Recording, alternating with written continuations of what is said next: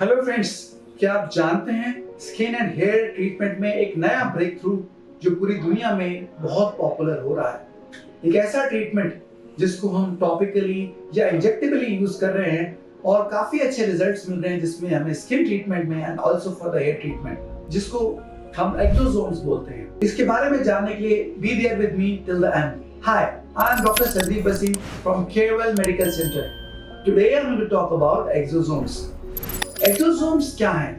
Exosomes एक nano particles हैं, small particles जिनका size anywhere from 50 to 100 nanometres के बीच में होता है। ये सेल के छोटे से प्रोडक्ट्स होते हैं और ये एक मैसेंजर का काम करते हैं, यानी एक सेल से दूसरे सेल में मैसेज को कैरी करते हैं and they are called messenger RNA and small fragments of DNA inside them. इनके अराउंड एक सेल मेम्ब्रेन होती है जो फॉस्फोलिपिड की बनी होती है।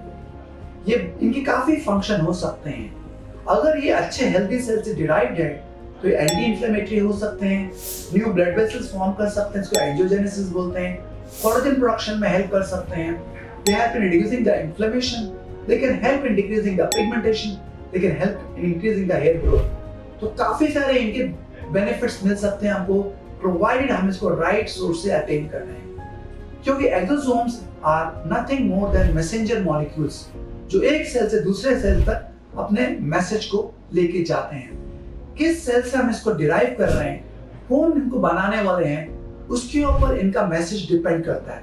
अगर हम एक्सोसोम्स को हेल्दी सेल से लेते हैं तो they are anti inflammatory, they can make your body younger, healthier and more youthful.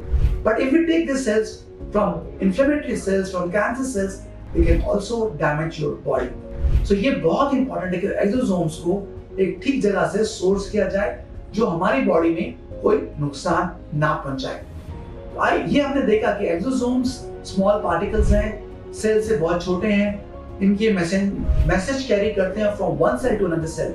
Now one thing, ये जो एक्सोसोम्स है ये प्लांट डिराइव्ड हो सकते हैं या ह्यूमन डिराइव्ड हो सकते हैं। ह्यूमन बॉडी में इनको हम ब्लड से डिराइव कर सकते हैं, इनको हम बोन मैरो से डिराइव कर सकते हैं, इनको हम फैट सेल से डिराइव कर सकते हैं, या अम्बिलिकल कॉर्ड से भी इसको डिराइव किया जा सकता है। जो हम कॉमनली यूज कर रहे हैं आजकल, हम वो प्लांट डिराइव्ड एक्सोसोम्स हैं, कहीं कहीं यहाँ पर हम अम्बिलिकल सेल डिराइव्ड एक्सोसोम्स को भी इस्तेमाल कर रहे हैं। द कॉमन सोर्सेज जहां से हमको एक्सोसोम्स मिलते हैं। एक्सोसोम्स को हम फेस ट्रीटमेंट में यूज कर रहे हैं।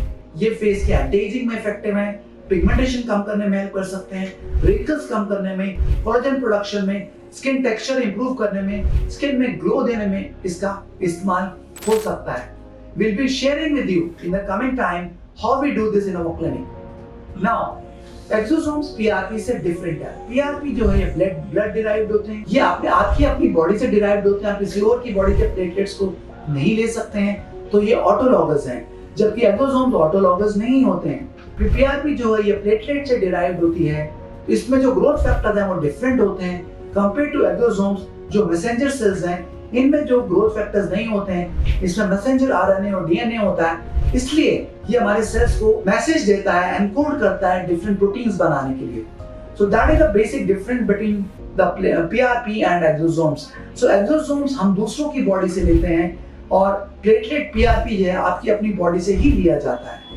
ओल्ड एज में अगर हम देखें, अगर हमारे प्लेटलेट्स ठीक नहीं है या काफी ओल्ड हो गए हैं, तो एक्सोसोम्स वहां पर ज्यादा इफेक्टिव होंगे as compared to the PRP or platelet rich plasma therapy. There are few differences between exosomes and the PRP treatment. Exosomes का एक रोल और है जो हम जहाँ पे हम इसको यूज कर सकते हैं, that is the hair loss treatment. अगर आपके बाल कम हो रहे हैं, एलोपेशिया एंड्रोजेनाइटा है, तो PRP के साथ एक्सोसोम्स को कंबाइन किया जा रहा है to improve the results in the hair growth. And these are the common indications जहाँ हम यूज करते हैं। अगर एक्सोसोम्स हमने अच्छे सोर्स से लिए हैं तो these are absolutely safe. ये कोई साइड इफेक्ट्स नहीं है and they can be taken very regularly. इसको नॉर्मली हम नपाश टेक्निक से दे सकते हैं, सिरिंज से, या डर्मा रोलर के साथ यूज कर सकते हैं, सिमिलरली जैसे हम पीआरपी के साथ करते हैं। तो देने की टेक्निक लगभग सेम होती है जैसे हम पीआरपी के अंदर इसको इस्तेमाल करते हैं। सो आई होप ये इंफॉर्मेशन आपके लिए यूजफुल रही। प्लीज राइट इन कमेंट्स कि आपको ये इंफॉर्मेशन कितना यूजफुल लगा, and if you want to know more about exosomes please let us know. I am sharing a number जहां आप अपने सारे डाउट्स और क्वेरीज पूछ सकते हैं regarding exosomes. Also in coming time I will make a video regarding how aldosterons are given in your body. Thank you.